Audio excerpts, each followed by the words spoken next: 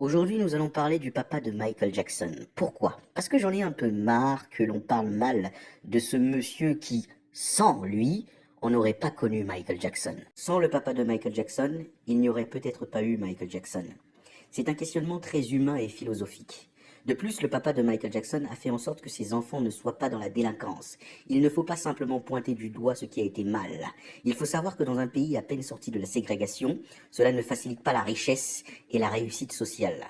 Il a parfois fallu que certains papas afro-américains soient durs pour pouvoir faire que leurs enfants ne soient pas des délinquants. Et quand ils ont été durs, ils ont parfois fait en sorte que leurs enfants réussissent. Et c'est ça que je valorise. La dureté pour la réussite et non la dureté pour simplement être méchant. Alors, qui est Joseph Walter Jackson?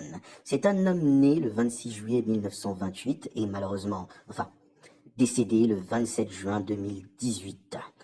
C'est un directeur artistique, le fils de Crystal Lee King, né en 1907 et mort en 1992, et de Samuel Jackson, né en 1893 et mort en 1993.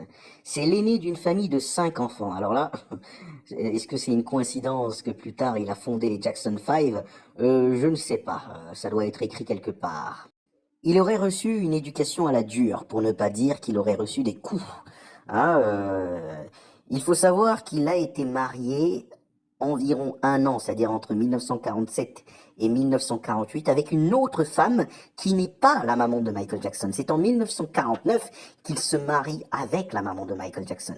Alors, tout ça pour dire quoi? Tout ça pour dire que le papa de Michael Jackson, lui aussi, aurait vécu une enfance difficile, dure, autoritaire, pour ne pas dire avec des coups.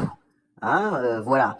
Il y a une chose en psychologie, on dit souvent que les enfants qui ont reçu des coups ont tendance à les reproduire un petit peu plus tard, et même parfois très tôt.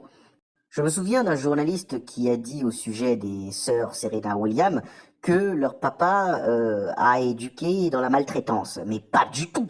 On parle d'une famille qui vivait dans des quartiers difficiles, de délinquants, dont d'ailleurs les sœurs Williams ont perdu une de leurs sœurs.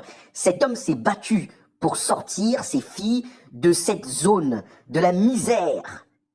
Et vous avez un homme blanc qui n'a peut-être jamais connu la misère, qui se permet de dire ce genre de choses. J'ai remarqué que beaucoup de personnes blanches ont tendance à parler difficile vis-à-vis des Noirs sans savoir leur histoire, sans savoir la difficulté qu'ils ont pu avoir dans leur vie, qui les a conduits à un moment donné à être durs, difficiles pour la réussite. Voilà pourquoi Michael